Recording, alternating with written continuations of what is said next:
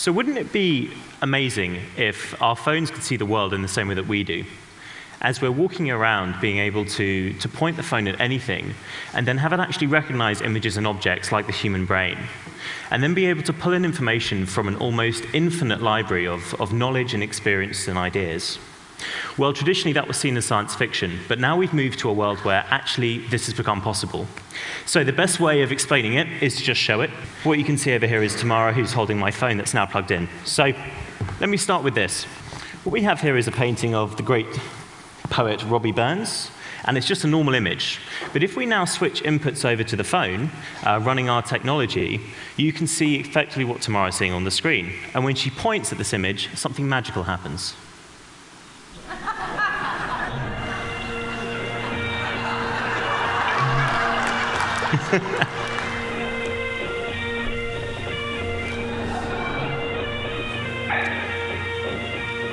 Now summer blinks on flowery. Now, what's great about this is there's no trickery here. There's nothing done to this image. And what's great about this is the technology is actually allowing the phone to start to see and understand, much like how the human brain does. Not only that, but as I move the object around, it's going to track it and overlay that content seamlessly. Again, the thing that's incredible about this is how advanced these devices have become. All the processing to do that was actually done on the device itself. Now, this has applications everywhere, whether in things like art and museums, like you just saw, or in the world of, say, advertising or print journalism. So a newspaper becomes out of date as soon as it's printed. Here is this morning's newspaper, and we have some Wimbledon news, which is great. Now what we can do is point at the front of the newspaper and immediately get the bulletin. You adapt, and you have to be flexible. You have to be willing to change direction at a split second. And she does all that. She's won this title. And that linking of the digital content to something that's physical is what we call an aura, and I'll be using that term a little bit as we go through the talk. So what's great about this is it isn't just a faster and more convenient way to get information in the real world, but there are times when actually using this medium allows you to be able to display information in a way that was never before possible. So what I have here is a wireless router. My American colleagues have told me I've got to call it a router so that everyone here understands. But nonetheless, here is the device. So now what I can do is, rather than getting the instructions for the device online, I can simply point at it, the device is recognized, and then begin by plugging in the gray ADSL cable, then connect the power, finally the yellow Ethernet cable. Congratulations, you have now completed setup. Awesome, thank you. The incredible work that made that possible was done here in the UK by scientists at Cambridge. And they work in our offices, and I've got a lovely picture of them here. They couldn't all be on stage, but we're going to bring their aura to the stage, so here they are.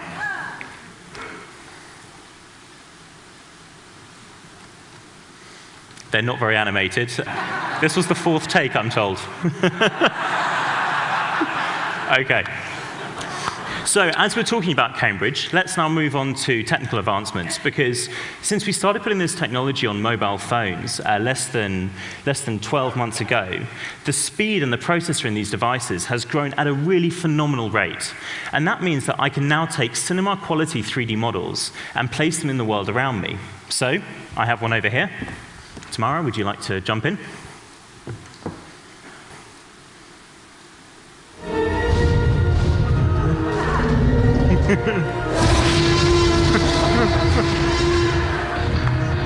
Actually,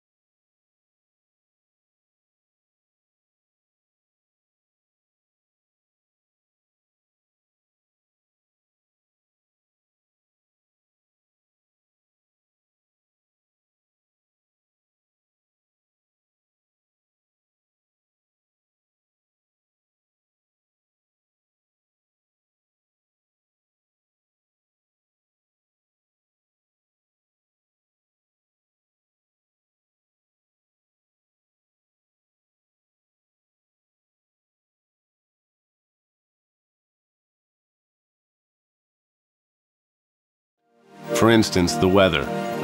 Holding a device up to the sky and seeing the iterations of weather.